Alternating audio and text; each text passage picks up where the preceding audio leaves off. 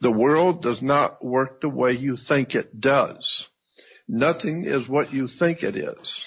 And there are so many deeper and far better understandings of the way the world, the earth, government, commerce, religion, the whole human society on the earth works totally different than you think it does. And this is why people are not able to do anything about the bad situation that the world is sinking into, and is sinking quickly into a dark place.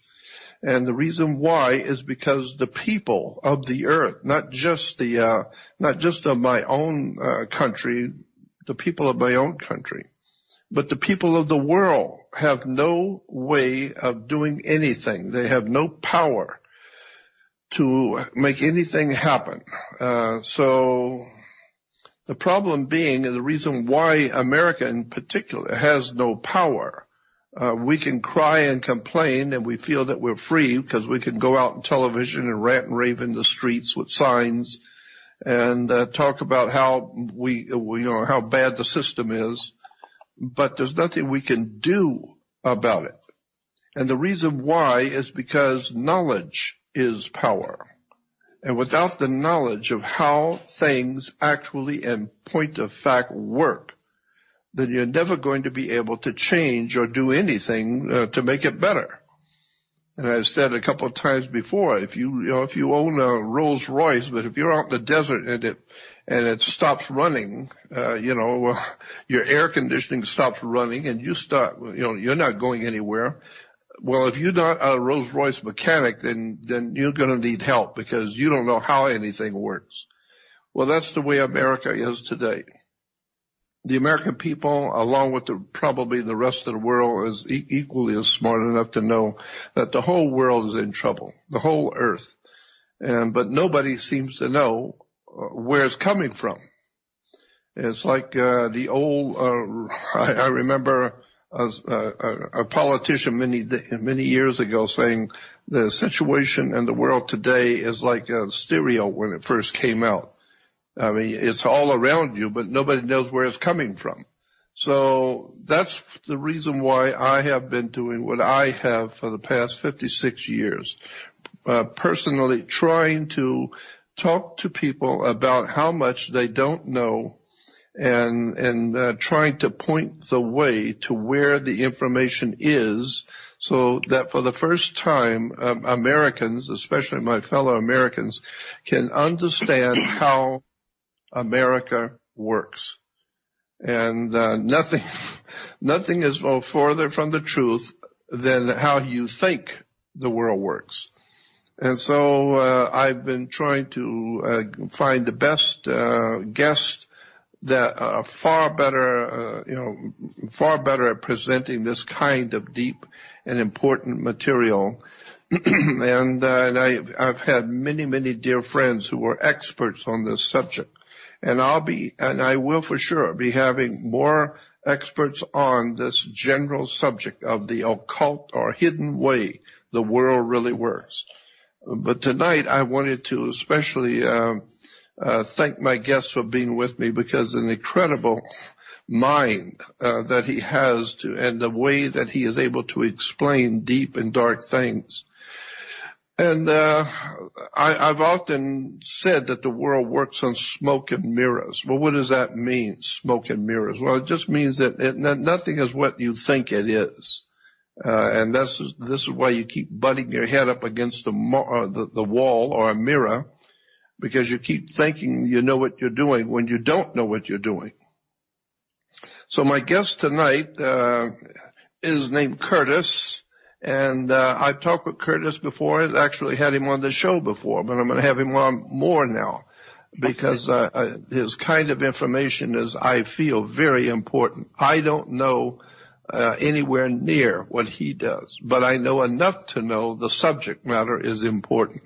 And I've been looking at it and talking to experts for many years about this general subject of the occult or arcane, occult, hidden way the world really works. And so with that introduction, just realize I'm not the authority on anything, but I do have some really wonderful friends who are rather, highly intelligent on the things which I see, but they can explain better than me. I'm not the authority. But with all of that said, I hope Curtis is with us. Are you there? Are you there, Curtis? Can you hear me okay, Jordan? Yes, I can hear you just fine. All right. Okay, so as I've said before, I understand the occult, and the word occult simply means hidden. So I understand the hidden or the occult world of finance. I've been talking about it for many years. I know about the dark underpinnings of Western civilization, how government really works, how organized crime actually operates, and religion especially is my subject that I have always loved to talk about. But tonight I want to talk about the hidden or the arcane hidden world of money and finance, banking, and how money works and what it is. What are we talking about? What makes paper in your wallet important? What makes it important and valuable? I don't know. It's just paper. So that's why I've asked Curtis to come on and explain to my audience so I can understand too, something about the hidden system of finance and the world that we live in. So I don't know if that's enough of an introduction. I don't know if that's enough of an introduction, but that's the best I can do. Well, now I'm nervous. Okay. How in the world can I follow that? By the way, you've been at this as long as I've had the Spirit of God in me. I mean, 56 years. I took my first breath 56 years ago, and that was it. I mean, so you've been at it as long as I've been here. Yeah, well, I started off in 1959. Just talking a little group discussions and mom and pop bookstores and little private meetings like that, talking about the government and the Federal Reserve and the Knights Templars and the Illuminati and the secret societies and where religions have come from, because I've always been interested in that kind of thing. But it wasn't until about the 80s, mid-80s, that I became aware of the concept of the difference between the United States of America, the Republic, and a corporation called the United States Incorporated, which is a company. And then from there, that opened up the doors, I'm saying in the mid-80s, that opened up the doors to, well, what is the value of money? And who prints the money? And where, what is really going on the earth today? And then I heard you and I was blown away. So I'll let you try. Maybe I'll let you try and go from here. Yeah. Well, first of all, I, like you, I don't feel like I'm an authority on anything, but I'm here to entertain myself most of the time. Yeah, me because too. The stuff is so crazy that, I mean, the first 4 or 5 years into it, it was toxic as heck. But once I broke through a little bit of it and I started seeing the light of truth, then it didn't hurt so bad. But what's funny is, I mean, tonight and maybe in the future we're going to be talking about money, but money, I mean, as we believe it to be, as we think it is. And ultimately it comes back to probably an area where you're pretty strong. But I think money at this point on the entire planet is more, we should just call it what it is. We're using a certificate of indulgence that is granted by the Roman Catholic Church. Ultimately, that's what it comes down to. It's a certificate of indulgence. But I think that you just made a comment. I mean, I'm going to try to start extremely superficial on the very surface so I can try to gather up as many people as possible before I get into the really strange stuff that I've discovered over the years that ties money back basically to our soul. Yes. So yes. I'll start really. That is exactly what I'm talking about. That's exactly what I'm talking about. The arcane and the dark secrets of money. And I'm sorry to interrupt you, but that's what I wanted to hear about. Yeah, because I mean, it's like It's like a path. I got to break through the town. I got to let people know where it is first. You said something just a minute ago. You know, the United States versus the Republic and whatever. I want to start there just because I want people to understand a very simple concept. If you can understand this concept, especially with as much admiralty law as you've been into or commerce over the years, let's break this down into three very simple ideas. There's subdivisions within each one of these, but I want to just at least name the three. So the United States. The United States is what I call a maritime republic, or it's pure commerce. It's a business. It's an organization, a trade union per se. And so the United States by itself it's just a business. That's all it is. And whether it's overseeing a larger business, I don't know, but I'm going to call the United States a business. The United States of America is a country. It's a republic. And people have to recognize the fact that this is it's what they perceive it to be. It's a government with living people involved and things like that. By the way, it still exists. It hasn't gone anywhere like a lot of people believe it has. It's still there. But then there's the third thing that most people are really confused about, and that's America. America is a whole different ballgame. America is a geography. America is North America, South America, and Central America. America is called the Americas. It's plural. It's all of it. And it was actually claimed through what's called the doctrine of discovery by the Roman Catholic Church back in the 1400s. So the doctrine of discovery is about Christianity. They're laying claim through Christianity to everything that's happened in Americas. So in the Americas, canon law rules in the Americas. Canon law rules. So, and basically the doctrine of discovery says that Spain and I believe it was Portugal basically rule over the Americas. So that being said, what's the difference between America and the United States of America? Well, North America has a specific republic within the geography of North America, not counting Canada. So the republic it includes like Illinois, Wisconsin, Indiana. That's the republic or the United States of America. Because America by itself is identifying basically Catholic property. America by itself. So the United States of America is identifying something completely different. And then, of course, the United States is within that, it's a private business that's operating completely separate. So to me, the United States is a business. The United States of America is a government or a country. And America is, well, it's Roman Catholic. No doubt about that. That's how I like to look at it. So yeah. Let's start with, you said money. I'm going to go with money all by itself first. And I'm going to use Webster's and I'm going to use Black's Law Dictionary for money, the definition of money. So let's do money right off the bat. This is out of Merriam-Webster, and I took it Merriam-Webster online. And here's what it says. Money. Something generally accepted as a medium of exchange, a measure of value or means of payment, such as officially coined or stamped metal currency, newly minted money. B, money of account. Paper money, handed paper money. 2, wealth reckoned in terms of money. 3, a form or denomination of coin or paper money. 4, the first, second, or third place winners, in other words, in the money, that type of thing. 5, persons or interests possessing or controlling, and the rest is a position of wealth or, okay. Ultimately, it's a medium of exchange. That's what money is supposed to be. A medium of exchange. Something where, and I like to use a lot of examples. So here's the way I like to describe my idea of money. It has to be a value for value exchange. Meaning, we're all born equal, we all have the value of 1. In other words, you, Jordan, equal 1, and I, Kurt, equal 1. And whatever we produce, that's our 1. That's our 1. It doesn't matter what it is. You have a value of 1 and I have a value of 1. If I want what you produce and you want what I produce, we exchange the 1.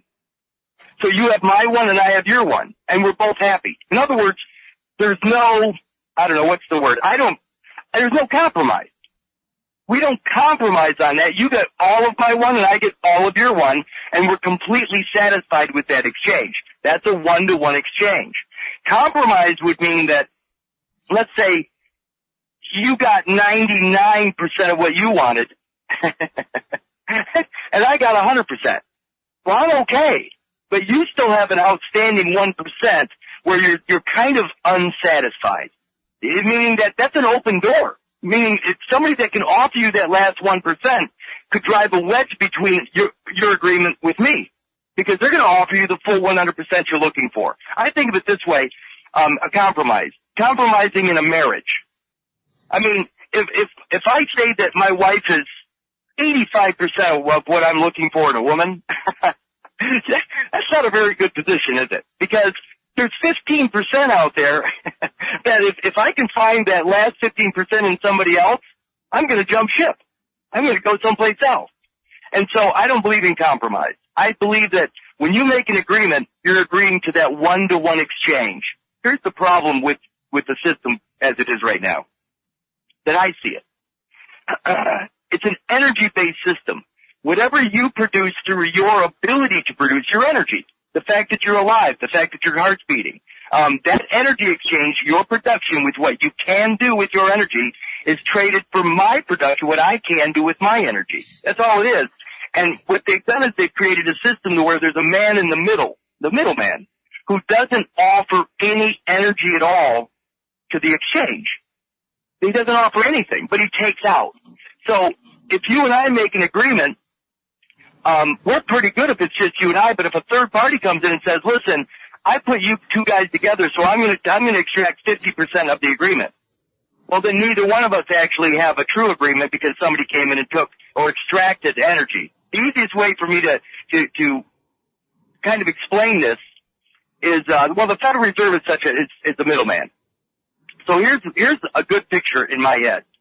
Let's just say that, you and I are neighbors. You're a potato farmer and I'm a laborer. I dig holes for a living. So you ask me, you say, Kurt, can you come over today and dig a hole for me? And I say, absolutely. You know what I need in exchange of that labor, that hole, is I need a bushel of potatoes. So whatever the requirement of energy for you to create that bushel of potatoes, that's all I'm asking for the exchange of my energy to dig the hole. So when I finish the hole or manifest the hole, you got what you want, and then you hand me the bushel of potatoes. And now that's a one-to-one exchange. We're good. There's no debt. What they've done is they've created a medium of exchange because we can't do that. On a large scale, the way the world works, we can't exchange things that way. That's why a true barter system can't work on a global scale. My wife and I have, Amazon businesses or eBay businesses and have since about 2005. And there's no way that I can dig a hole in, Ireland. I can't go dig a hole in Ireland and exchange that energy for somebody in Ireland for what they have to offer me. So there's a medium of exchange called a Federal Reserve note that is being used in this world. Now, this is what's weird about it. That medium of exchange, there's no energy to it. It's dead. So when somebody comes in, when let's say the Federal Reserve is they're taking, let's say, extracting 50% for the use of their reserve note. The problem with that is that if you and I are making a one-to-one exchange, and let's use a dollar value for our labor. I'll dig the hole for $50, which would normally buy me a bushel of potatoes. So the $50 you offer me allows me to get those potatoes. So it's still a one-to-one exchange. We just call it $50 now. The problem is that the $50 doesn't have a full $50 value if somebody's extracting 50% of the energy of the $50.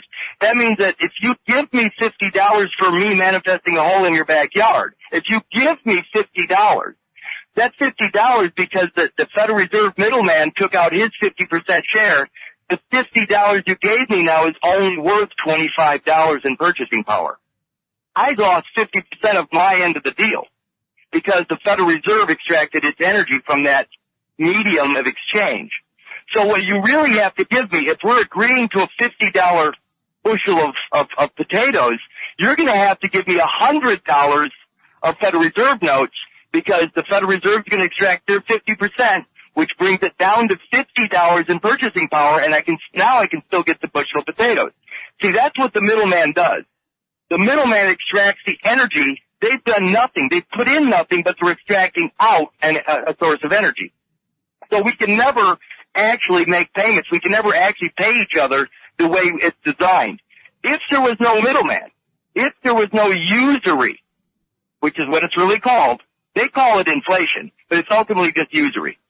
If there was no usury, then everything that's ever produced would be an asset instead of a liability. One more example. I'm going to try to simplify this. It seems kind of difficult right now, but I'm going to use another example. I live in Rockford, Illinois.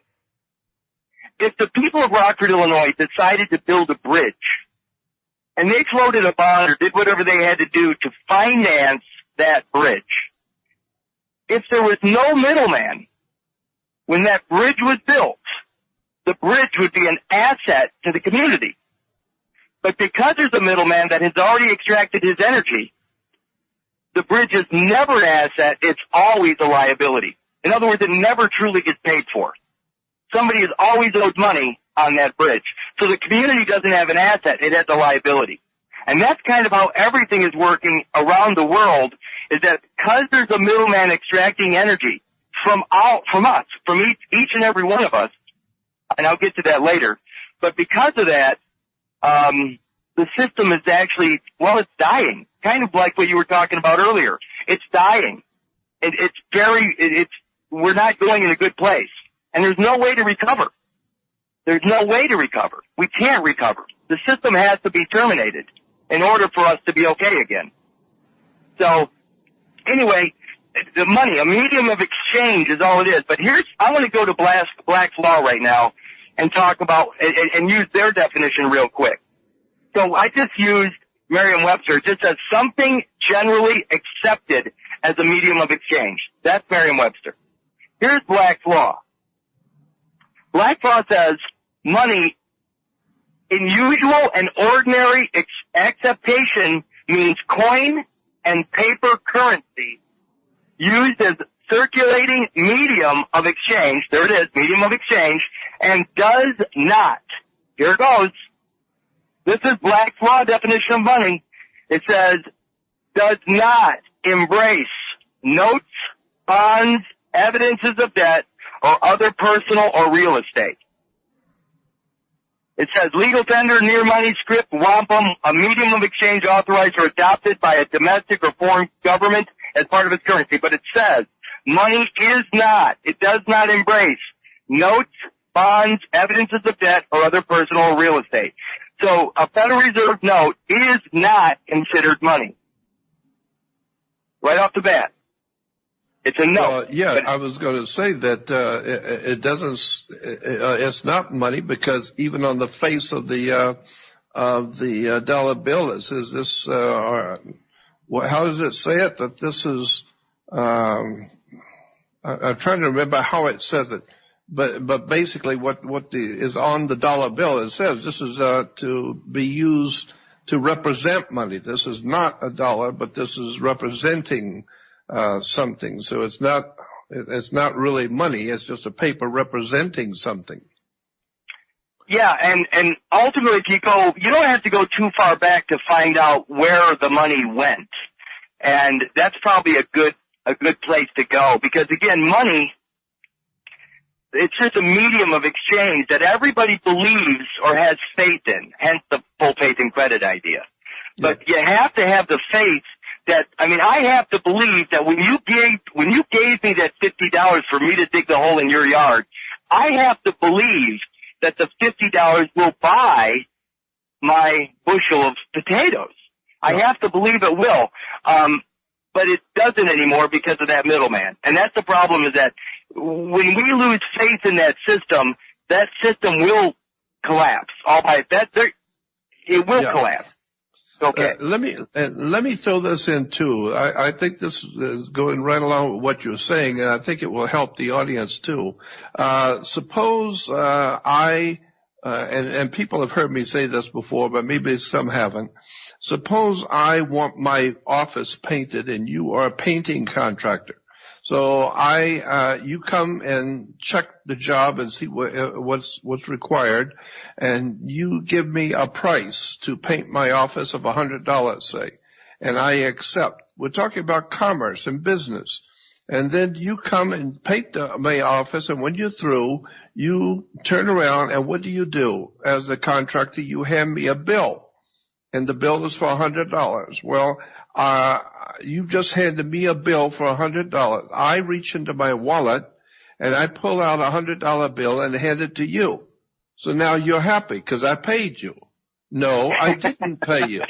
I gave you a $100 bill. Why? Because you gave me a $100 bill. So I didn't pay you anything. I discharged the debt. I didn't pay the bill. So that's why you don't owe anything. You don't own anything. You don't own your home. You don't own your car. You don't own your boat. You don't own your plane. You don't own nothing, period. Why? Because you never paid for it. You discharged the debt, but you didn't pay the bill. So if you had given me a bill for $20, I give you a $20 bill. If you give me a bill for $100, I'll give you a $100 bill. So the bottom line is, I didn't pay you anything. I discharged the debt. Now you owe me $100, and I owe you $100, so we're even. Yeah, we're even. Neither one of us got anything, but you did the work. You know. You got a painted office. Yeah, I got a painted office. And you got something you think is worth $100, and go out and try and buy something, and you find it's only worth about 10. So, but that's the way it works, you know. So I'm just saying that when you are giving people Federal Reserve notes, you're not giving them money. You are discharging a debt. Like if you walk across a carpet and touch a piece of steel, you get a charge. Well, that's what you do when you walk into Sears and you buy some clothes. You're going to get charged, and they expect you to pay the charge, and so it's a bill, and so it's just words and terms that are that we come to accept every day, and never really think about the implications of what we're doing. So I just wanted to throw that in. No, I see. That's the thing is. We hear these words all the time. I mean, you end up in court, and there's a charge. Yep. But and we're going to get into that because I've discovered some things recently that by the time we're done with this stuff, all the admiralty stuff, all that stuff is going to make sense. And by the way, it's really not scary. It's really and it comes down to one singular moment in your life. It really does. And that's when it goes really crazy, is when by the time people hear this stuff, they're going to go, wow, man, I mean, does Jordan really talk to that guy? Yeah. It's going to go really nutty, but because it's going to be the foundation of everything. But again, about that charge, about the idea of the charge, it's because everything, we do, even the word do, to do something, it implies, real-time action. Right now. You can't do something, then, you know what I mean? You're doing it now. So in other words, everything happens in the present moment. And this is another hard concept for people. Everything we do in our entire life, it only happens now. We always are doing now. We can't do it yesterday, and we can't do it tomorrow. When the moment comes, we're doing it in that moment. So everything is in the present moment. And the word present also means grace. And the whole idea of the Christ, or the concept of the Christ, or the I am, also implies presence, meaning right now. So unless you have life in you, unless you're alive in this very moment, you can't do anything. Everything, all the energy that is provided for the system, as what they use, the term they use, is creditor. Mm-hmm. So all the energy is in the present moment. The creditor exists in life in the present moment. That's the creditor. That's the one that actually does the very thing that creates the charge. It's creating the charge. When I dig the hole in your yard, I'm doing it right now. And when I do it right now, until you pay me, there is a charge, a positive charge. My energy went into that hole. And in order for me to get back to equilibrium, I have to have that energy discharged. You have to pay me. In order for me to get back to equilibrium, I've just given you my energy. I need an equal exchange back to me so I get back to equilibrium. So, because right now I'm in the negative. I gave you this and I'm in the negative. And so in order, it doesn't matter what the medium is at this point, a bushel of potatoes is fine. You know, but that's the whole idea. You gotta give me something. There has to be a value for value exchange. And that's what people don't understand. When I hear the word creditor and debtor, I want to poop my pants. Because the creditor, the energy source is only in the present moment. We always only do things right now, in the present. Now here's what's weird. The present moment is where all energy, where all things are made, where everything happens. That's the present. That's the grace of God. That's the Christ. That's I am. Not I will be or I was. It's I am. I am implies the present moment. So the creditor is the Christ. That's the creditor. That's the one that pays all the bill. You know what I mean? It pays everything. Because that's the only place things can actually happen, in the present moment. In 1582, what did Pope Gregory do? He created another timeline, the Gregorian calendar. He created another position, another timeline that the Roman Catholic Church claims as their own, the Anno Domini calendar. And where does and you know the stars better than most. Where does the Anno Domini fit into the Julian calendar? 13 days behind it right now. Yep. 13 days behind. So if I lay claim to a character born to the Anno Domini Gregorian calendar of Pope Gregory of 1582, I'm claiming a position 13 days behind the present moment of the Julian calendar. The Julian calendar. So look how weird that is. If the Julian calendar identifies the present day, the present moment in real time, where the creditor exists, then who the hell is 13 days in the past? Who's coming up behind you 13 days later but the debtor? In other words, if Curtis Richard Kallenbach, the birth certificated person, born to the Anno Domini Gregorian calendar 13 days after the present moment, if Curtis Richard Kallenbach lays claim to the hole that was dug in your yard, did he dig the hole? Hell no. I dug the hole. Curtis Richard Kallenbach is 13 days behind me claiming my work. So he's actually being extended credit by 13 days. He's being extended my energy for 13 days. Because I dig it right now, but 13 days from now, he's coming behind me 13 days in the Gregorian calendar. He's behind me 13 days taking my credit. Think about this. It's Wimpy saying, I'll gladly pay you Tuesday for a hamburger today. This is the weirdest thing, is people have no idea that this split personality, these two positions, these two different calendar positions, the real-time, real-moment Julian calendar versus the calendar that's 13 days behind. There's a 13-day differential right now. And that's where all the interest lies. The interest is between the present moment where the Christ actually does the work, the I am does the work, the energy actually creates the energy, puts the energy in, and the character 13 days behind claiming that position. That's a note of debt. The guy in the behind, Curtis Richard Kallenbach, that birth certificated person owes the I am in the present owes him. There's your differential right there. The present moment generates the charge, and the guy behind is the one that has to discharge it, or vice versa, I should say. Mm-hmm. Because the credit. Think about it. I get a 13-day extension of credit. I'm claiming the whole right now, 13 days. You see what I'm getting at? I'm actually getting paid for the whole 13 days in advance. Remember, this is weird. This is a tough concept, but the present is the future to the past. The present is the future to the past. So right now is the future to 13 days from now. Well, I remember coming across that more than one time, that the Catholic Church was changing dates, and during the Middle Ages, rewriting the calendar, and there was and I never understood why they were changing the dates and calendar.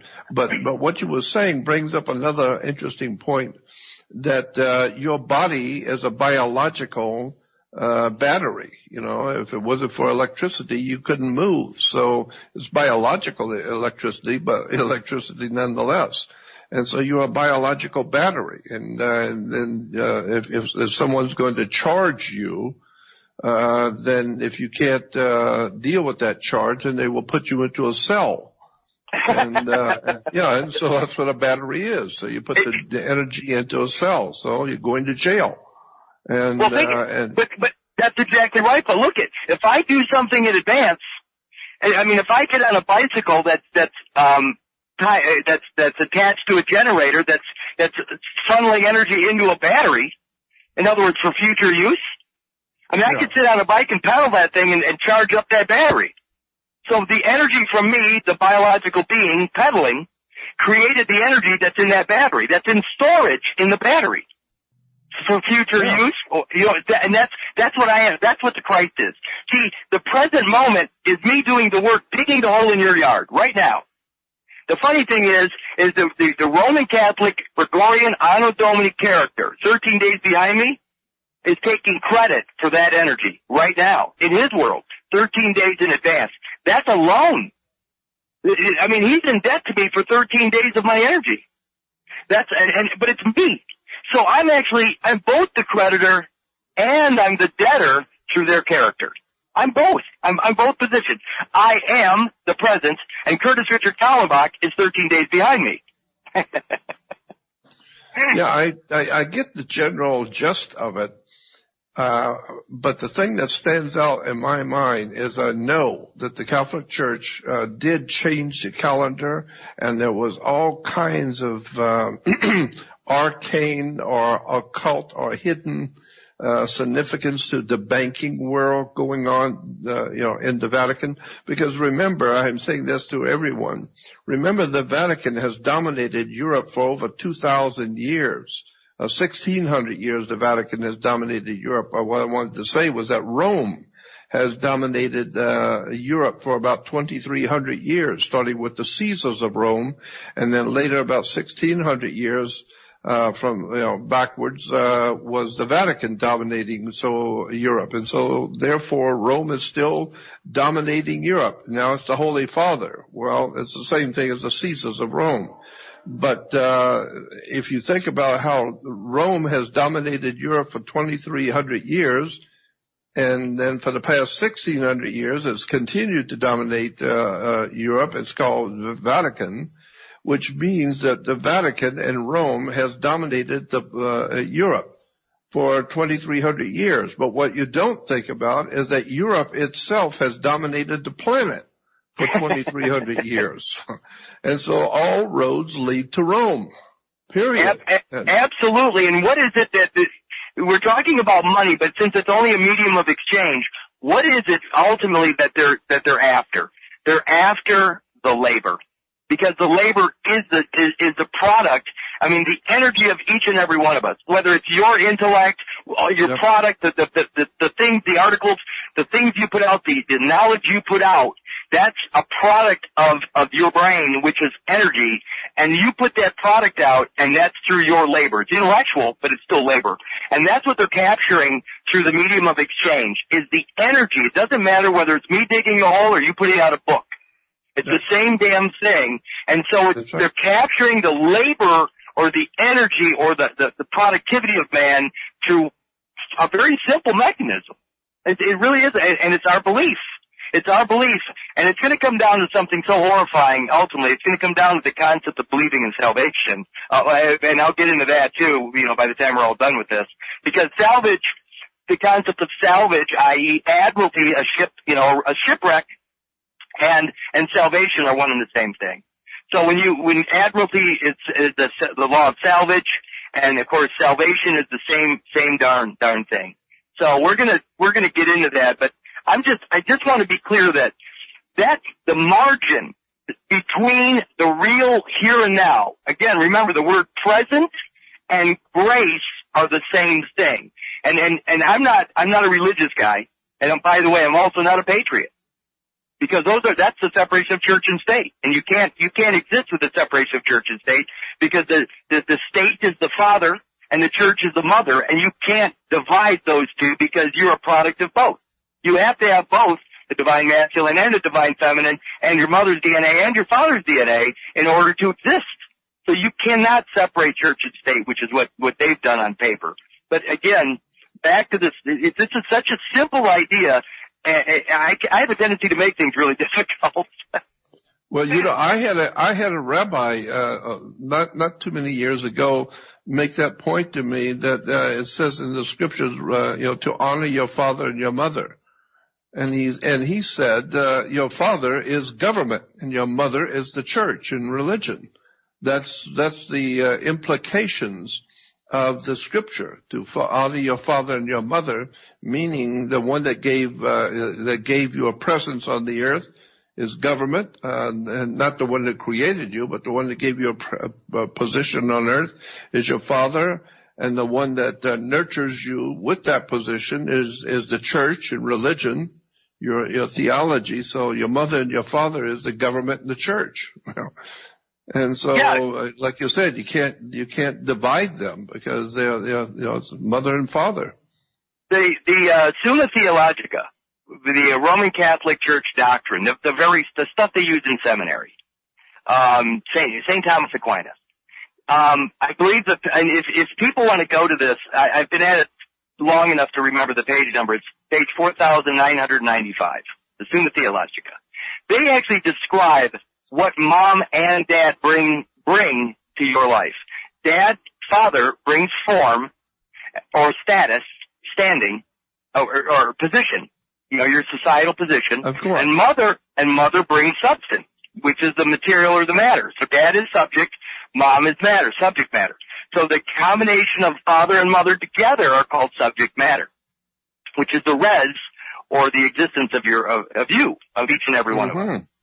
But that's right out of church doctrine, and they describe the mother, all the products from mother's womb, and of course father gets status or standing. That's why what you just said about the rabbi saying, honor thy father and mother, what's interesting about that is recently, the concept of standing, people said, I've been trying to change my status for standing for a while. You don't have to. What you have to understand is that you need to bring those two pieces together. You need to bring those two pieces, father and mother, back together, because when you do that, it's called good standing. And good standing also has the same legal definition as honor. So when you have good standing, you're in honor. And people don't realize it, but good standing is the father's side attached to the mother's side. Now you're in honor with both mom and dad, but you need to not leave one of those out. Patriot means father, and of course the mother side or the matrix is pure mother. You can't have one or the other. You can't choose one or the other. That's separation. Separation. Right. Yeah. But and again, back to the concept of money. These guys have known the energy system since the beginning. They don't care what you call it. They don't care what denomination. They don't care about any of that. All they care about is what you believe and how they can get you to believe it, to give up your labor. To give up your labor so they can get produced what they want. And it's a very simple thing for them, because all they have to do is make sure that we have great entertainment and we have, plenty of food. Alcohol. Food. Yeah.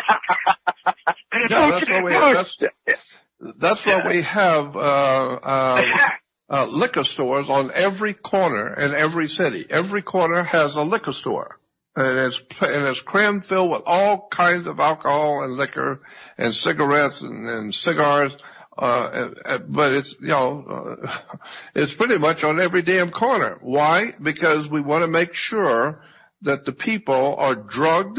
And if they're angry and upset and they're frustrated, they can always have a couple of drinks and forget it and go watch basketball. And so I've always noticed that. And Dick Gregory, my dear friend Dick Gregory, once said, everything is changing prices. I mean, things that cost you 10 cents many years ago cost you $2 today, except in alcohol. Alcohol is still just about the same price it always was. It hasn't gone up that much in price at all. It's pretty easy to get, even if you are, a derelict or sleeping in an alley, you can always bum a few dollars off of somebody and get a bottle. So, alcohol is like, Joe Kennedy. Joe Kennedy, the great merchant, the Kennedy father. He said alcohol was made to be sold, not consumed. And I thought, well, that's pretty interesting from a guy who was big in the liquor industry. He said alcohol was made to be sold, make money off of it. You don't drink that stuff.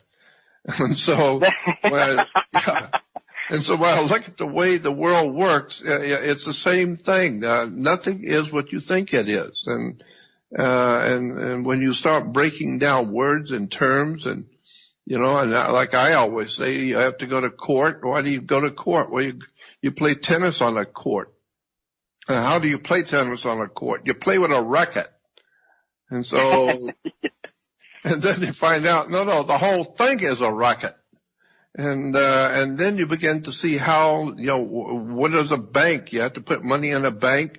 Where do you find a bank? A bank's on both sides of a river. It's called a river bank. And what does a river bank do? It directs the flow of the currency. And so, it's just a ebb and flow of a current of your labor. And so, I remember a Jesuit priest a long time ago. We were talking about this kind of thing many years ago, but anyway, this Jesuit priest just casually said to me, well, in any family, the male, the father, manufactures, and the woman is in labor creating the product. And so you come down your mother's birth canal, implying water, and then her water breaks, and you come out as a maritime admiralty product. But I thought that was interesting, at the top of the hour. I thought I heard the music. That's a perfect segue for me to start on that path. Because the most important stuff is what you just said right there. But if we can get into the nuts and bolts of that, because everything started in 1933 here, when FDR basically said, today is the day of national consecration. He actually created the holy ground, a day of national consecration, a holy nation. A nation made up entirely of holy ground. And that's you just described it, and whether you know it or not, you just described the holy ground, which is the land of your soul. And that, by the way, is where the certificate of indulgence comes into play. And again, in 1933, FDR, when he created that nation, he actually said today's a day of national consecration. I mean, is Illinois, in Indiana and Wisconsin and Arizona and everywhere out there by you, is that one nation? Hell no, it's not. So how in the world do you say today's the day of national consecration as if only one existed? It's because he created one in that moment. And it's very specific to what they did, and he generated these certificates of indulgence or deeds to that land as of 1933. The birth certificate came out that year. Yep. And then I can go. That's where I want to go with this conversation. Yeah. Well, I'm telling you, there's a lot there. And the other thing that bothers me about it is because that was in 1933. Yeah, 33. Yeah, 33. Absolutely. Anyway, I guess tonight is Curtis, and we're talking about the occult or arcane subject of money and how governments work and all of the strange stuff that we Americans are never allowed to know. No one teaches it in school. There's a very good reason why they don't teach these things in school, because the teachers have no idea in the world what they're hearing. teachers have never heard any of this. And so it's always been the same thing in any tyranny. Anytime somebody wants to take over and run the plantation, you don't let the people living on the land know what you're doing. So all of this has been kept from us purposely so that we would not know how our government works, how money works, how our churches and religions and synagogues and all of the other institutions that we humans have built up to control each other. I mean, I just remember as a kid hearing the plight of man's inhumanity to man. Well, my God, it's everywhere now. Mankind has given itself over to institutions, ideas, and concepts, and they have no idea in the world where the words come from.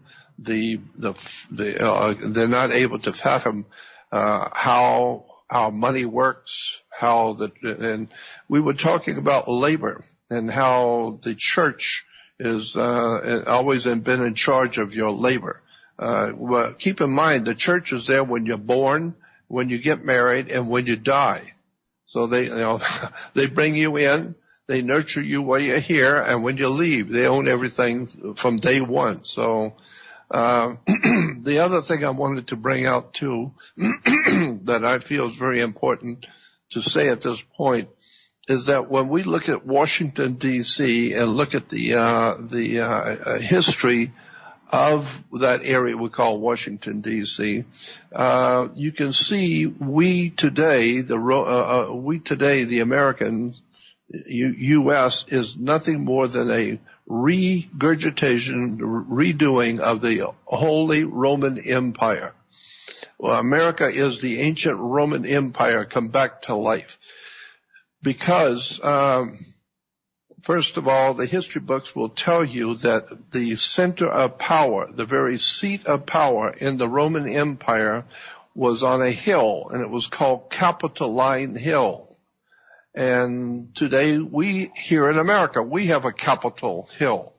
And the history books will tell you that in order for Caesar to officiate over the Roman Empire, he had to, quote, go up on the hill. And so many history books talk about when Caesar was up on the hill, the Capitoline Hill, or Capitol Hill. Well, hell, that's what we have. We have a Capitol Hill, and we hear these pundits and paid prostitutes talking every night on radio and television about the president was up on the hill today, et cetera, et cetera. Well, what are you doing up on the hill? Well, he's presiding over the Roman Senate. So it's the Senate and the people of Rome up on the hill. And even that one particular area that we call the Federal Enclave or the Federal Enclave, that 10 miles square, whatever it is, we call Washington, D.C., District of Columbia. Originally, that 10 miles square in the very beginnings, way back before the founding of the U.S., the people who owned that 10 miles square called it Rome, R-O-M-E, Rome. It was referred to as Rome.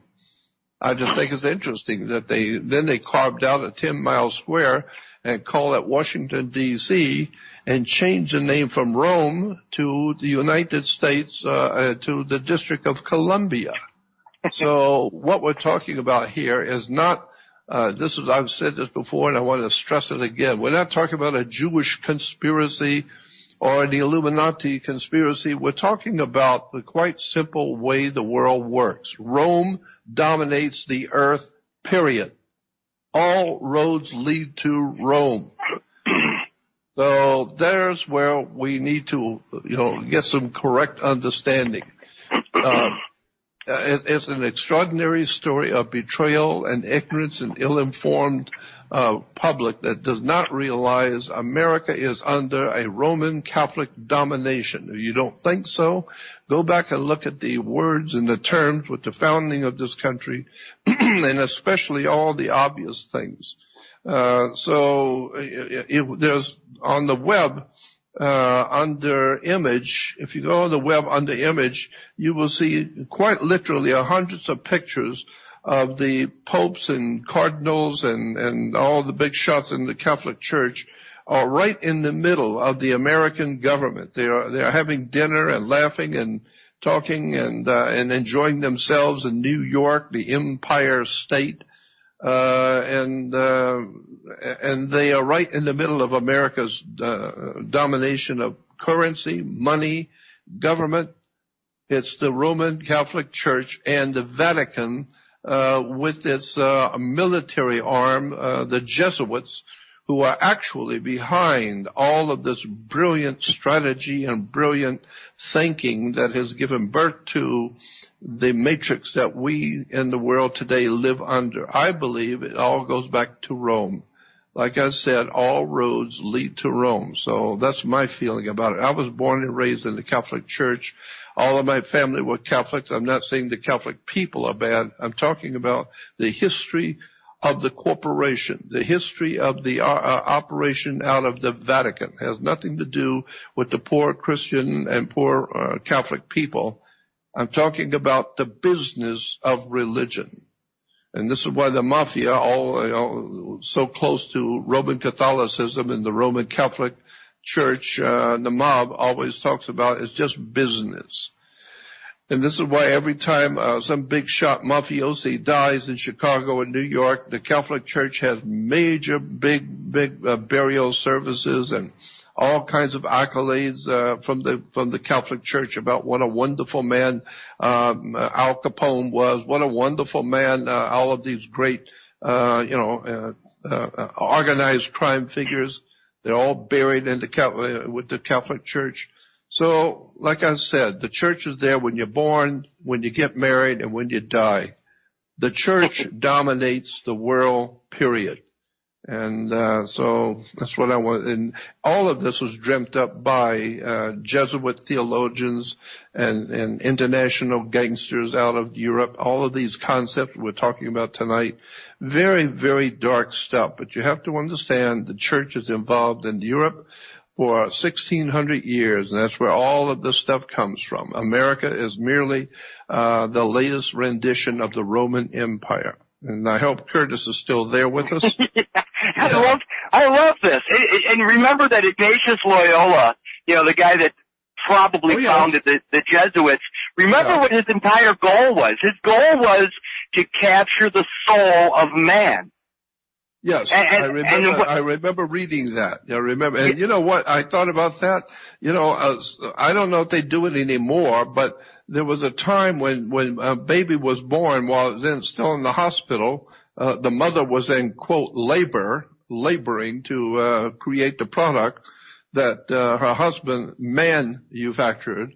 But when the baby was born, they would take the feet of the baby and put ink on it and stamp it on a page. So it wasn't a handprint; it was a footprint. And I thought, is that why they're trying to register your soul? Because that's what your bottom of your foot's called, your soul. So I just see that there's a lot of dark stuff going on in what we call religion and commerce and banking. And it's just a system that's developed by humans. And I would go even a step further and say I think that we are living in a system that was designed by a demonic force, something that is not of this world. Something I call preternatural, not supernatural, but preternatural, meaning not of this world. I mean, you ask any Catholic or any child, well, where's God? And they point up, out there into the sky. Well, God's out there in heaven. Well, do you believe in angels? Yes. Where are angels? Well, angels are out there with God in heaven. Well, I got to tell you, God and the angels then are obviously extraterrestrial. And it's beginning to look more and more the more I look at this. Yeah, it's beginning to look like the whole entire story of religion is based on extraterrestrial influence, driving us and guiding us. And we think we're talking to God. and we think we're worshiping God, and it's an incredible story of betrayal. I think the ultimate story about God is that there are extraterrestrials here and that our universe is teeming with life, and somebody's come here a long time ago and checked us out and thought, you know what? These people are pushovers. They don't know what they're doing. So why don't we come in and run the whole earth for them, and they will work and they will dig up the gold and they'll make money for us and they will do all this stuff for us. And when we're through, we'll just bury them.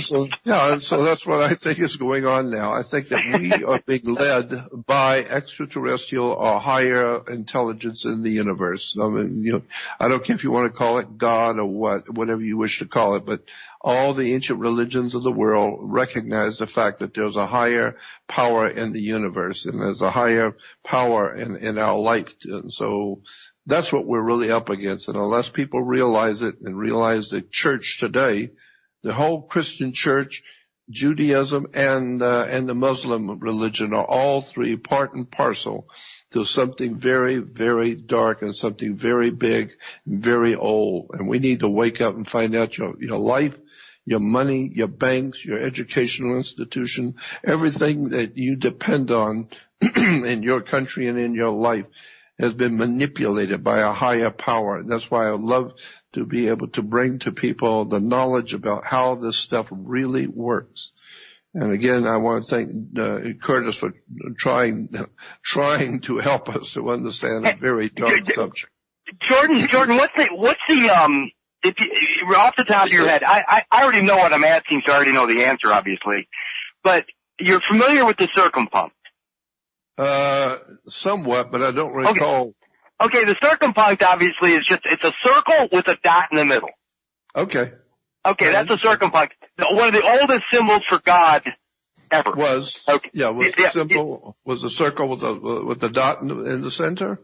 Yeah, and now look at this. Look at how strange. I mean, I'm going to go into Admiralty and all that stuff right now, very simply, because you're talking about the mother's birth canal, the waters of mother, and things like that. Yep. Look how strange this is. The circumpunct, if you can envision that a circle being the ovum or the egg of the female, and the dot in the middle being the sperm of the male. In other words, a fertilized egg is God, because that's the act of creation, is it not? That's exactly right.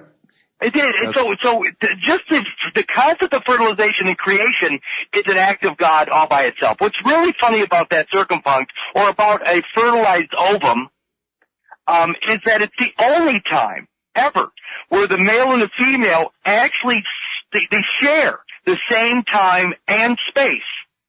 It's a singularity. It's the only time ever where a man and a woman actually share the same space with their DNA.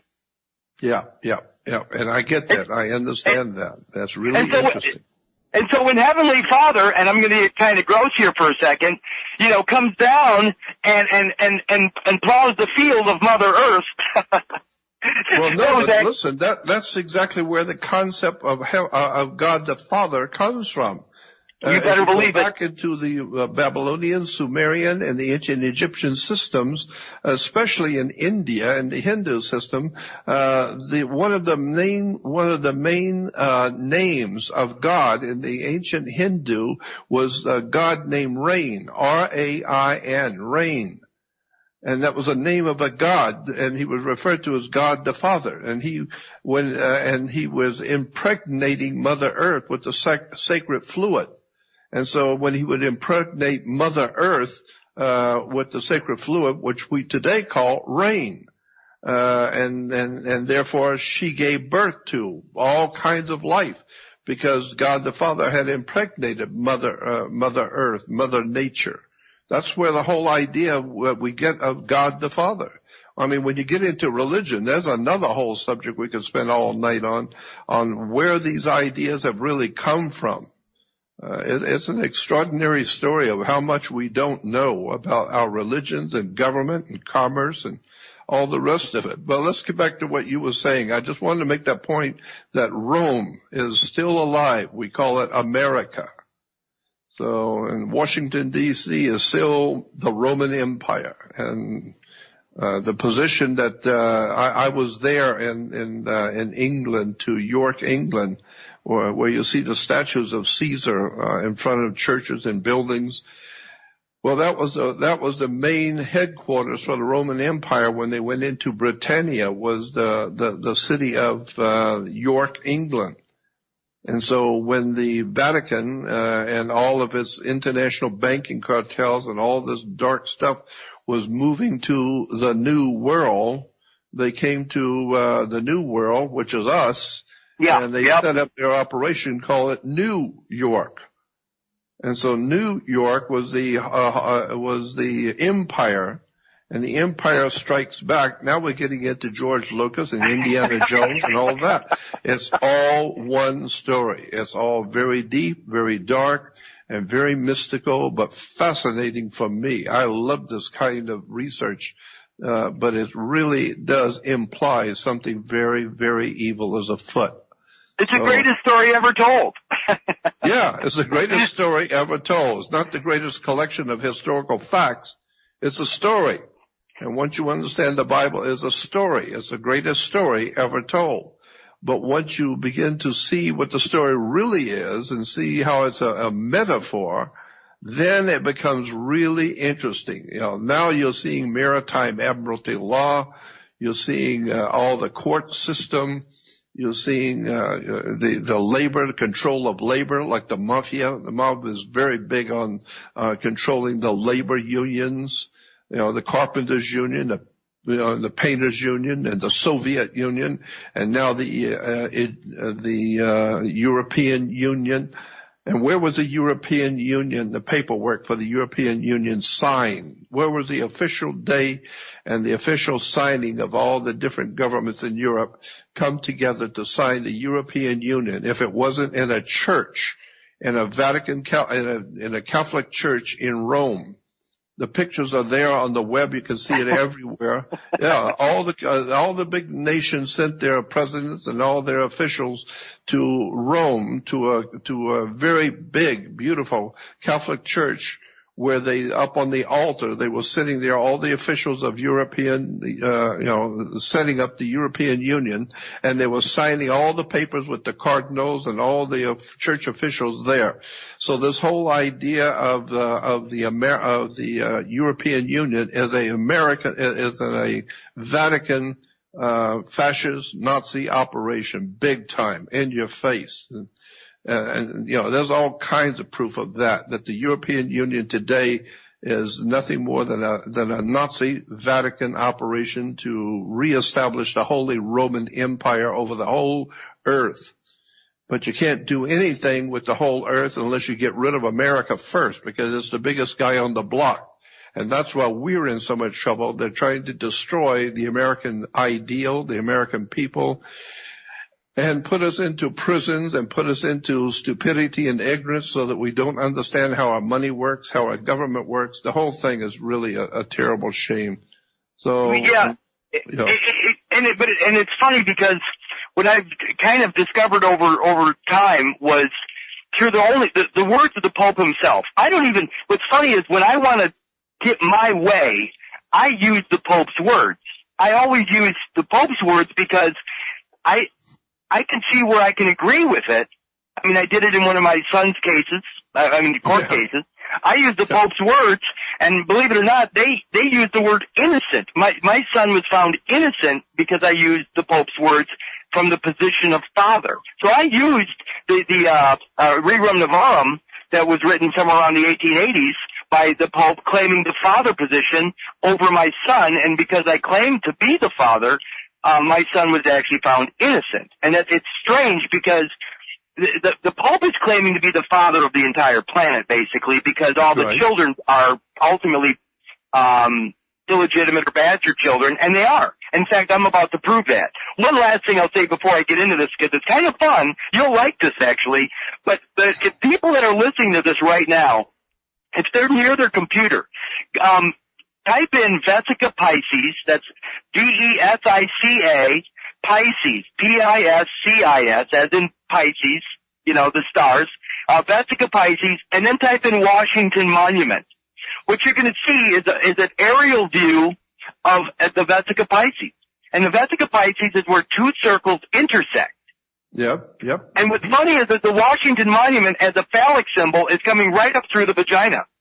That's it. And what's crazy... That's exactly what it is. The Washington Monument is the male erection, and it connects directly to the female ovaries, or the Oval Office. Yeah, but if you look, this aerial view looking right down on top of it, they also show not only is the Vesica Pisces there, but the circumpunct is there. Yep. Because you're looking right down on top of the Washington Monument, which is the dot in the middle of the circle. So all this stuff is, these guys that were fighting the Catholic Church, I mean Washington and all these other esoteric, Freemason guys and all this other stuff, before they were co-opted by the Jesuits and what have you, they had their own version of reality, which is probably more real, it's more nature-based. But, so, I mean, they put all these symbols out there for us to recognize that this is all about nature. Nature is God. God is part of nature. It has nothing to do with this man-made religion stuff. So, but that's the war. The war is for your mind. And that's what's funny is, and again, if you look at the Vesica Pisces, you're going to see the Jesus fish in there too. And during the Middle Ages, all over in the Middle Ages, you would always see Jesus in the almond or the female ovaries, and all of that was all part of the art of the church. And my God, that's a whole subject, completely whole different subject when you get into the hidden sex of religion. I mean, I can give you another 3 hours just on that in relation to Judaism and Christianity and Islam. All three are based completely on sex. And of course, you can go back to the parent of all three of our major world religions today: Judaism, Christianity, and the Muslim religion. All three are based almost directly on Hindu. The Hindus gave all the symbols, ideas, and concepts to all three religions. But nobody seems to want to talk about that, the Hindu connection to Islam and America, to Christianity and Judaism. But Judaism itself is just crammed filled with Hindu. All the words and terms and symbols, all of it goes back to the ancient Hindu. So, I mean, when you're looking at money and looking at all the arcane, strange, dark stuff about money and labor and the control of labor and then the control of people's minds with religion, this entire world that we live in is nothing more than a cesspool of ignorance and stupidity, and it's frightening because there's no place for us to come to. There's no place for us to go to. Well, I'm going to read something to you real quick. That you'll actually. I hope it puts a smile on your face, because some of the things I've done recently, just in the past, let's say, few months. I actually have a letter here from the Department of Justice that basically says, I'll read it. It's just, even I'm smiling right now.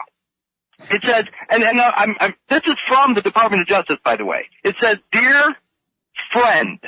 The Department of Justice is calling me a friend.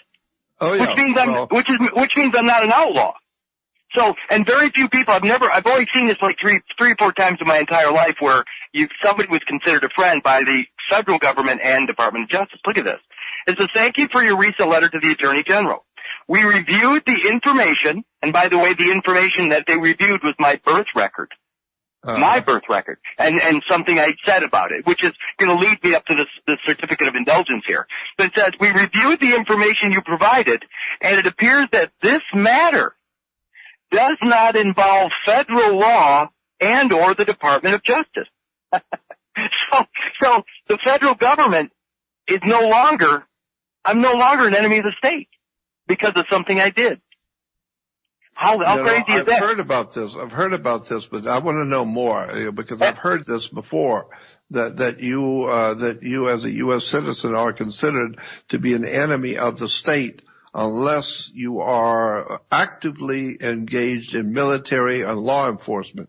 But if you're not actively, if you're retired, then you're out. But if you're actively engaged in military and police and law enforcement, then you are a friend to a government. If you're not actively engaged in military or law enforcement, then you are considered by law to be an enemy of the state. And so, and what it is it's sort of a defense position. It's a defensive. In other words, remember that all this stuff, when you hear the word issue of national security. Yes. Well, I mean, everybody. What is an issue? But I mean, it's a security issue. It's actually a share of stock in a company.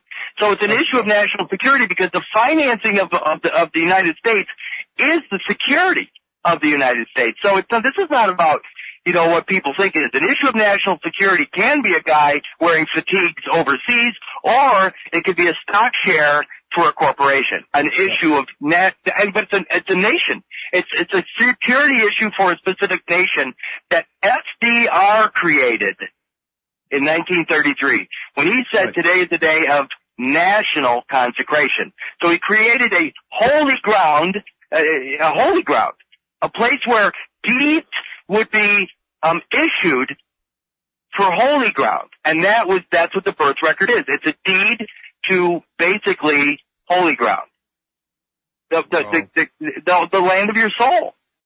Your DNA is the land of your soul. So here we go. This is kind of fun, and I'm going to try to keep it really simple because we can always come back on this, but I want to get this out tonight. And we talked about it a little bit, I think, last time, but here's what's weird about this. The concept of child sacrifice, the concept of a savior or a sacrificial lamb is going to come into play. And by the way, this all fits into the concept of certificate of indulgence or the financing, because this very thing I'm about to say is what is the entire system in a nutshell. So here we go. So again, mom walks into a hospital, pregnant. In other words, she's carrying a package in her womb. And does she stop by customs when she goes into the hospital?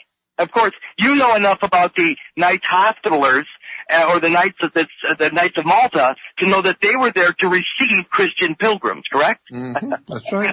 Okay. So a hospitaler, the Knights Hospitalers, I believe the Knights of Malta actually are the ones that lay claim to most hospitals in the world because they're there to receive new Christian pilgrims. So here we go. Mom walks into a federal hospital or a hospital carrying a package. She does not stop by customs to declare the package, does she? No. She delivers the package inside that territory, wherever that is, the hospital. But so does she call customs right then and there and say, hey, listen, I'm declaring this newborn? No, she doesn't. So there's no declaration there. They wrap baby up and mom and dad take baby back home. Do they call customs before they remove baby from that territory and say, hey, I'm declaring my new son, my new daughter? No. So there's no declaration. And you got to think about this. You're in this territory and basically you've never declared going in or out of that thing that happened right there. So there's no record of baby Jordan anywhere. So what is the record for? Well, the record is an event. It just marks the day or an event or some happening. They're not really saying it's anything specific. Well, what is left behind in the hospital? I'll use me as an example. So my mom goes into the hospital carrying a package. She delivers baby Curtis in the hospital, doesn't declare baby Curtis. My dad doesn't lay claim to me.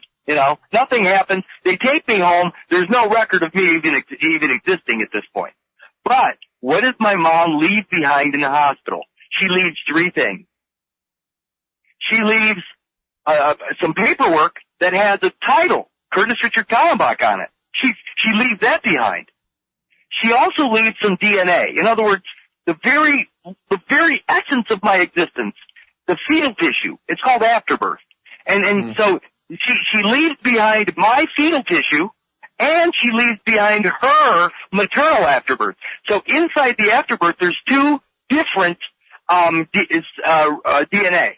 There's my mom's DNA and my DNA in the afterbirth. So there are 3 different things left behind in the hospital that go basically abandoned. So she abandons the title because she doesn't take that with her. She abandons my DNA, even though baby, went home with mom and dad. My fetal tissue is left behind, and my mother's DNA is left behind as well. So, here's what's so strange about this. Now we're going to go back into the concept of admiralty.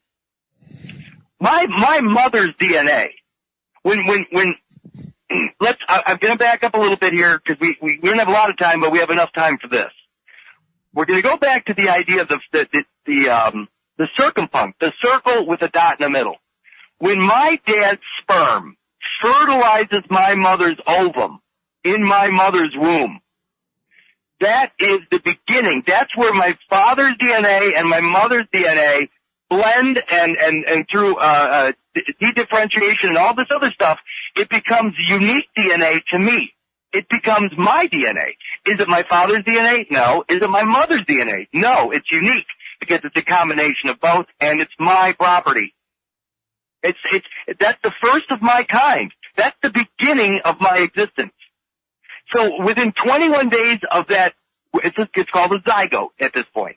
That zygote is my DNA now, exclusively mine.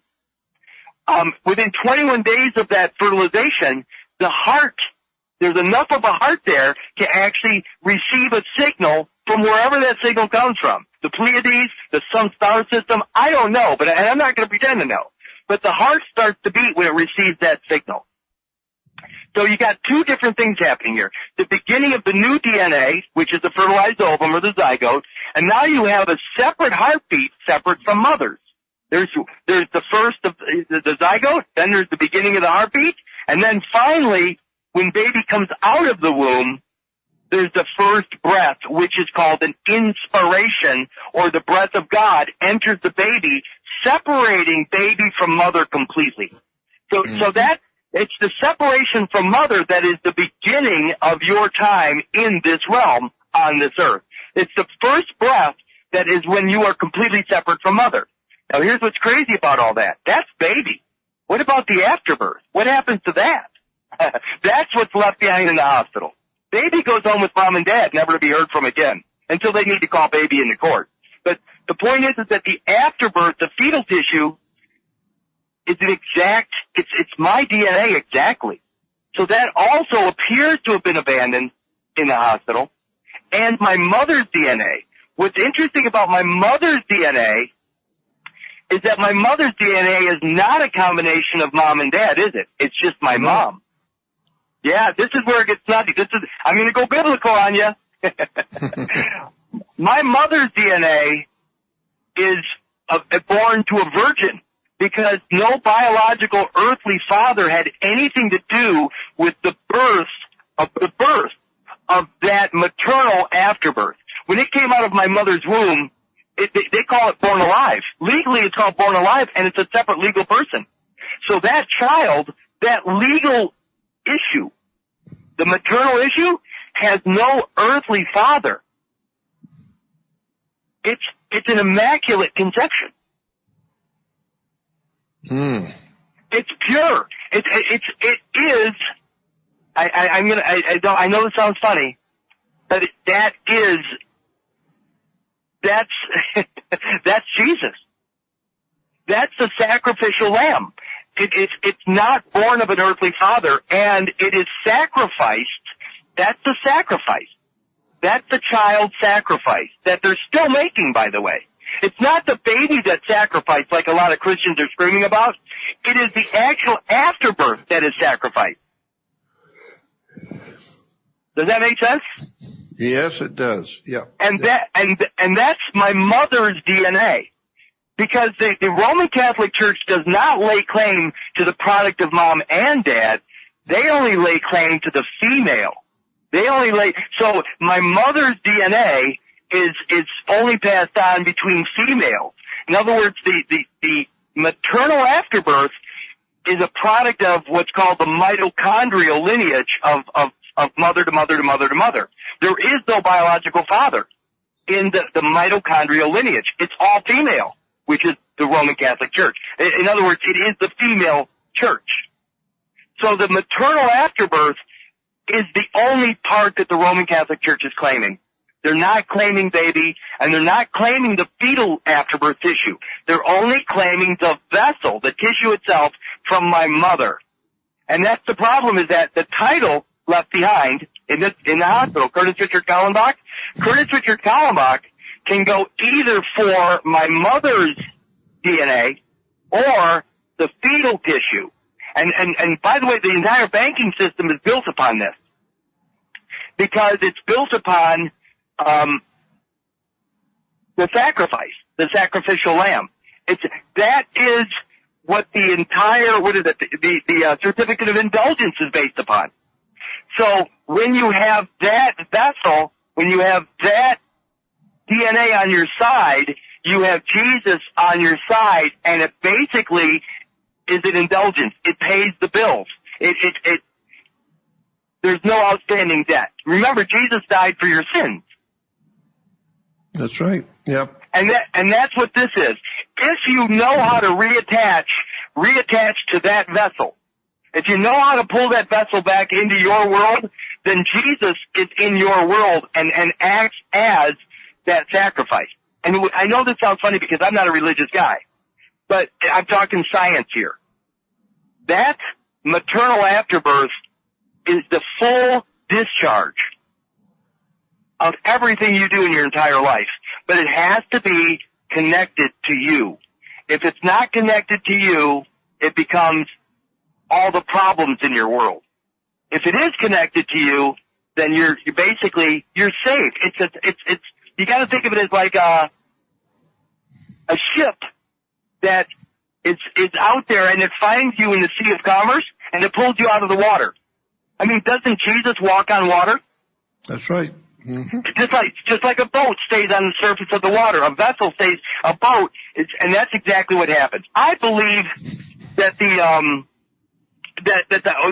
story of Noah is the story of the Sea of Commerce coming over the top of the world, not real water. I'm talking about the Sea of Commerce, and the only way you can survive such a flood, i.e. the Sea of Commerce. I mean, if the whole world is covered in the Sea of Commerce, what do you need to survive? In other words, your only salvation would be if you had a boat. You need a boat. Yeah, you need a ship or a boat. Yeah, you need a ship. And when you have the maternal afterbirth, which has its own name, has its own title, when that ship is registered back to you properly, then you have your own salvage vessel. You actually have Jesus on your side, so every time you fall in the Sea of Commerce, your own vessel, your own salvage ship comes and saves you. If you don't have a ship to save you and you fall in the water, then you get salvaged by somebody else's ship, and a salvage lien is then placed against that action. So that's where we could go into this at a later date. But when you have your own salvage vessel, i.e. Jesus, on your side, you never have to worry about the commercial world, because they're never going to have a salvage lien, i.e. charges. You accept the charges, Kurt? You accept the charges, Mr. Kallenbach? I'm never going to be brought into a courtroom again because I have my own vessel. I have my own salvage vessel. I have Jesus on my side. When I fall in the water, the Sea of Commerce, my boat's right there to pull me out. I'm good to go. You know that this also has connections with the Jewish religion, where the mother is paramount when you're finding out who is a true Jewish descendant. It goes to the mother, not the father. And that's why you need to stay connected. In other words, what is the flags or the sigils of the Mideast? You have the crescent moon and the star. Mm-hmm. That is the Madonna and Child. The star is the Christ, and the moon itself is the mother. That's so you have the Madonna and Child is the star and the crescent moon. This is why also that the moon is always connected to romance. It's true, yeah.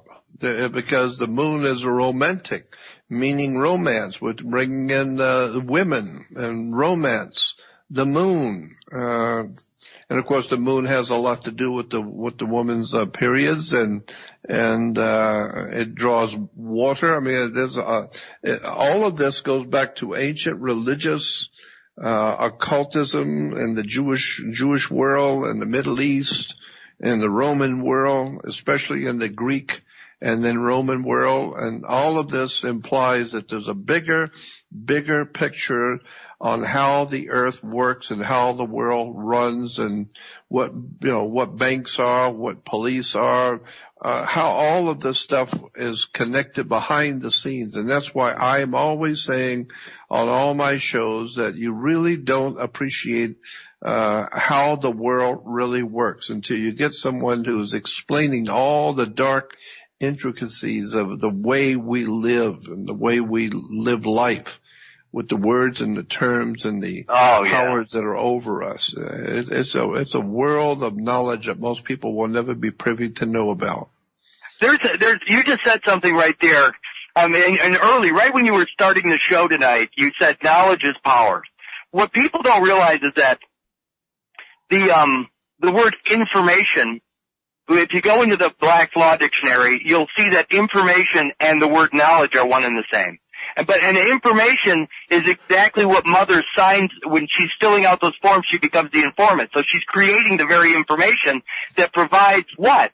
Intimate knowledge of your existence, because that information is tied to your DNA. That's the most intimate knowledge there can be, because it's the essence of your existence.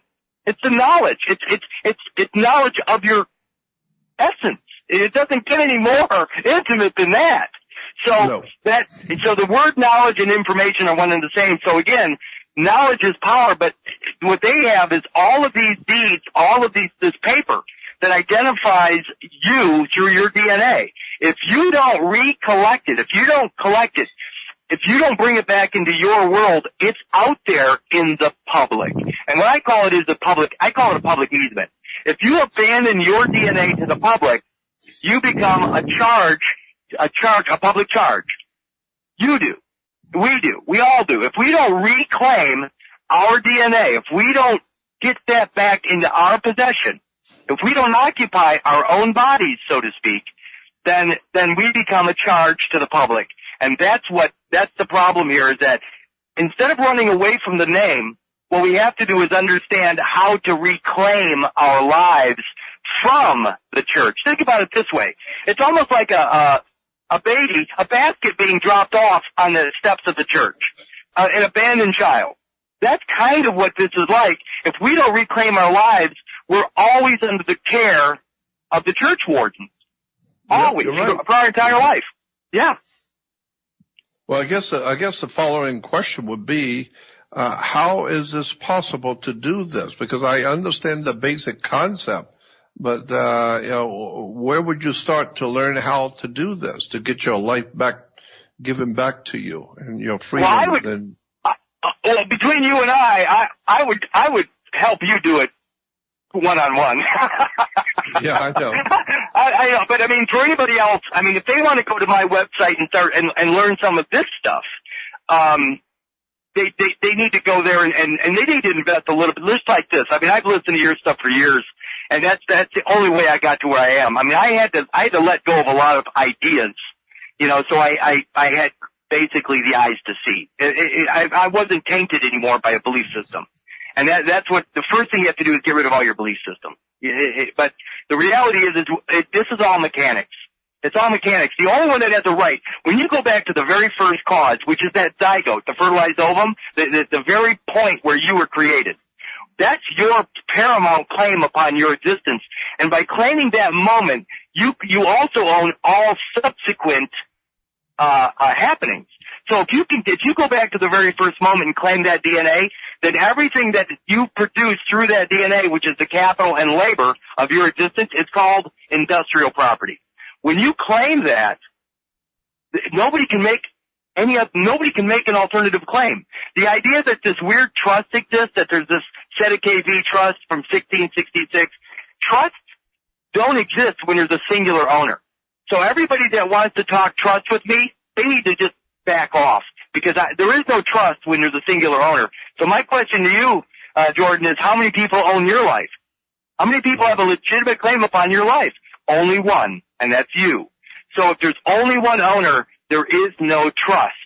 If there's anything more than one owner, then there's a potential trust to exist. And see, that's why all the people that are chasing all this trust property and stuff, their very first premise is off.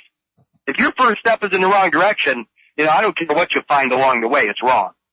So, and it's very simple. Claim the first moment, claim that circumpunct moment where the zygote, where mom and dad's DNA first come together and your unique DNA is generated from that moment. And by the way, it's not as difficult as it sounds, but when you do that, and then you relink the vessel, the mothership back to you, now the Madonna and child, the mother and child, all that stuff gets relinked, and ultimately you become the owner of your life, and nobody will ever bother you again. I guarantee you. It's so weird, and this is mechanics.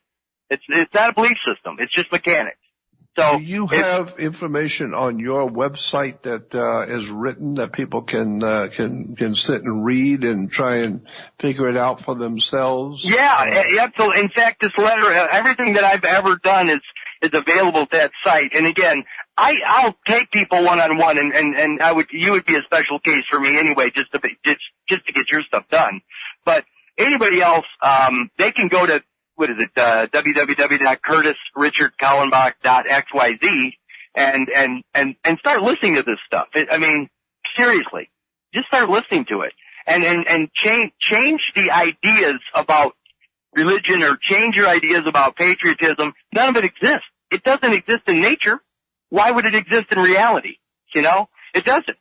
So we need to let go of all that stuff, because ultimately, remember that the father side of the equation is your government. Your mind is your government, and your body is the universe that needs to be governed by the mind. So to be, and I don't use this word very often, but to be a sovereign in your existence, you have to have the government in your own mind watching over the body, which is the universe. Remember that spark in the heart, in that SA node, the sinoatrial node of the heart, wherever it comes from, if it comes from somewhere out in space and enters that place, that's the sun or the center of your universe. And so all the cells in your body are the constituency of your existence. But the seat of your government is in your mind, in the temple. And if you don't govern yourself, if you believe something erroneous, like there's a savior, or if you believe in religion, or if you believe in some external government, then that's going to be your government. So sovereignty is basically, it only extends from the top of your head to the tips of your toes. That's your sovereignty. You're not sovereign outside of that at all. Everything is within the self. So again, these are very simple concepts for people. I'm not sovereign over anything you do, Jordan. I don't have any claim to anything you do, because my kingdom is from the top of my head to the tips of my toes. That's it. Yep. There's nothing beyond that. So again, that goes back to concepts in Judaism, that I've heard those basically same concepts and ideas you're expressing in Judaism, that you are the kingdom, from the crown of your head to the sole of your feet. There you go. And the mother is very important in distinguishing whether you are a Jew or not, is from the mother. All of this, of course, implies that there's a far, far deeper reason in Judaism for all of these, similar facts. It's because, Jews are usually very good at law and banking, and they go back, into the Middle Ages and to, ultimately back into the Middle East.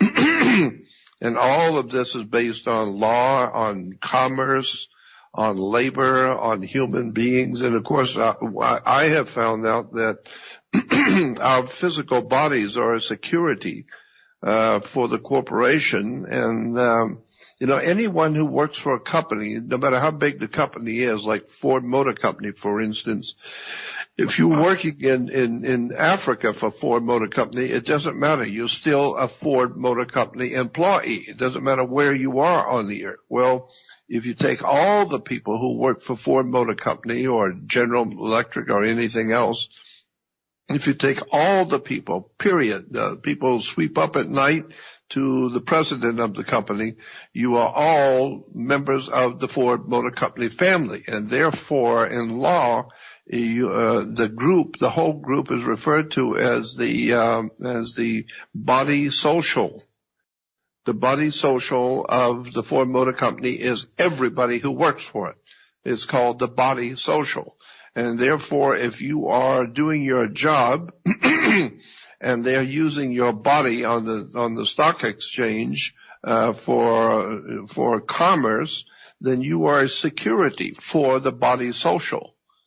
And so when you retire, which means at the end of the evening you go home after work, you retire, they give you social security.